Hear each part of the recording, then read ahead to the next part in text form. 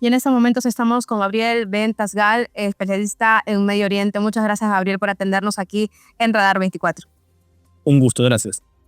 Gabriel, preguntarte sobre los últimos acontecimientos y sobre todo este despliegue de los Estados Unidos. Ya hay dos portaaviones, estamos hablando de Gerald Ford y también de Abraham Lincoln. ¿Qué significa esto y qué perspectiva da? ¿Realmente se aproxima una guerra en Medio Oriente? Yo creo que sí, que los Estados Unidos han hecho varios movimientos muy claros para aumentar la legitimidad, principalmente la legitimidad interna. Y eso se traduce también en un acompañamiento de concertar un montón de fuerzas, 200 aviones de combate de primera calidad y portaaviones para atacar a Irán. Creo que lo va a hacer, porque principalmente el régimen iraní no va a ceder en esas exigencias que parecen inalterables del gobierno norteamericano. Y las tres exigencias son, primero, renunciar a su capacidad de enriquecimiento de uranio y a entregar los aproximadamente 500 kilos de uranio enriquecido al 60% que tiene Irán. Segundo, hacer algo, entregar o bien neutralizar la amenaza de misiles balísticos. Y tercero, dejar de apoyar a los proxies, a los aliados de Irán en todo el mundo, fomentando el terrorismo. Esas tres acciones no creo que Irán esté dispuesta a ceder y por lo tanto va a continuar esa amenaza física en algo concreto, creo yo. Gabriel, hay que recordar un poco también a nuestra audiencia lo que ocurrió en estos 12 días, la guerra de los 12 días y cómo fue, ¿no? Pero de pronto parece ser que esta nueva situación, este nuevo capítulo se proyecta por varias semanas. Es lo que también se viene hablando con muchísima fuerza, hay muchísimo ruido al respecto. Incluso hasta el portal Axios, que es un portal reconocido en los Estados Unidos, así apunta, ¿no? Por la información que se tiene en los pasillos donde está el poder en los Estados Unidos. ¿Cuál es la configuración que se viene y cuál es el factor de Israel? Porque Israel ha sido un fuerte aliado y sigue siéndolo de los Estados Unidos. ¿Y cómo podría desencadenarse también una guerra a nivel regional? Bueno, lo primero y lo más importante es saber cuáles son las intenciones reales de Estados Unidos. Si la intención de Estados Unidos es neutralizar la amenaza física de Irán, es una cosa. Pero si la intención de Estados Unidos es derrocar al régimen, entonces estamos hablando de una cosa completamente diferente. Si la intención es derrocar al régimen, entonces las exigencias son, primero, neutralizar la amenaza contra los civiles iraníes, que todavía continúa. Significa lanzar soldados, meter soldados en tierra. El régimen no se derroca desde el aire. Entonces, eso es lo primero. Con respecto a Israel, lo que preguntas es, creo yo que si Estados Unidos termina no atacando, que lo veo difícil, bueno, estoy seguro que Israel sí va a atacar. Porque Israel lo que tiene que asegurarse es que Irán deje de ser una amenaza existencial como hasta ahora.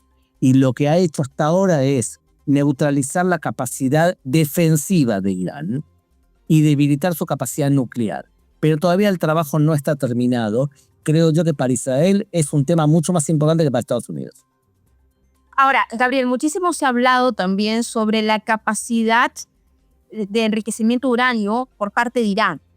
Es decir, siempre se ha dado informaciones por parte de Israel y se ha anunciado, incluso recuerdo a Benjamín Netanyahu que lo dijo ante las Naciones Unidas, lo dijo en varias oportunidades, de que ya llegaba a ese límite para que tengan la capacidad nuclear Irán. ¿Se sabe con exactitud en qué consiste ello? Porque solamente hay esa idea, ¿no? Esa idea que, por cierto, fue el argumento sustancial para que Estados Unidos lance también este ataque contra Irán. ¿Qué nos podrías decir sobre este tema? Que para armar una bomba nuclear necesitas tres cosas. Una, tener uranio enriquecido. Lo ideal, 25 kilos de uranio enriquecido al 93.8%. Hoy Irán, por lo visto, tiene 500 kilos de uranio enriquecido al 60%. Significa que tiene aproximadamente para 8 bombas nucleares. Eso es lo primero. Lo segundo es que tenés que saber, además de enriquecer uranio, tenés que saber cómo armar una cabeza nuclear. E Irán sabe hacerlo. Y lo tercero es que tenés que tener un misil con capacidad de poder portar una cabeza no convencional.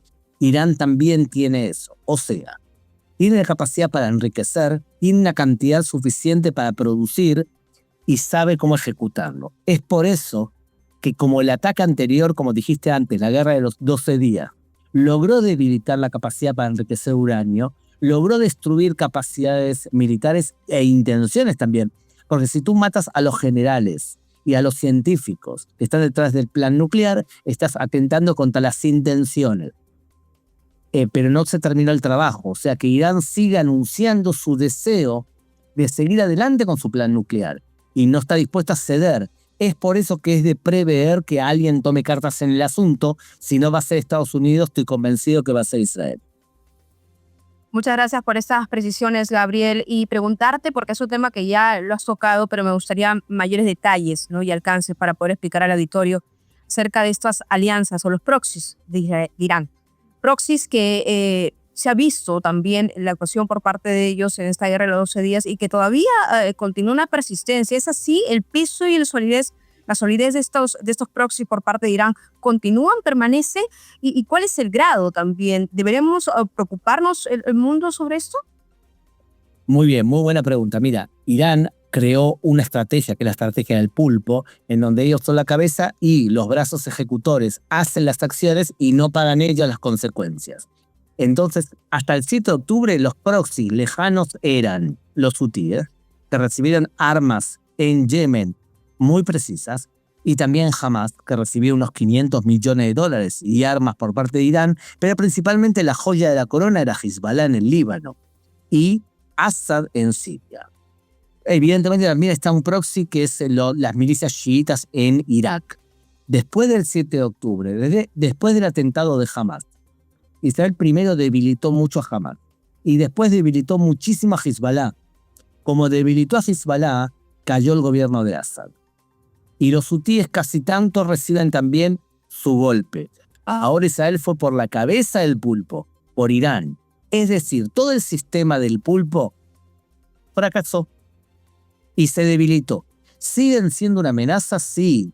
Siguen siendo una amenaza para la estabilidad del Líbano, por ejemplo, Hezbollah. Siguen siendo una amenaza para el Medio Oriente a través de Hamas y siguen siendo una amenaza para América Latina, porque Hezbollah e Irán tienen un puente de acceso aún en Venezuela, en Colombia cada vez más, en Nicaragua, en Cuba, que entre otras cosas son países que le han dado a Hezbollah y a los chiitas muchos pasaportes para que deambulen por nuestro continente, cruzando fronteras sin que nadie lo detenga y sin que nadie pueda hacerlo, porque no le vas a quitar la posibilidad de trasladarse, por ejemplo, a un colombiano con pasaporte local. Entonces, siguen siendo una amenaza para América Latina más de lo que suponemos.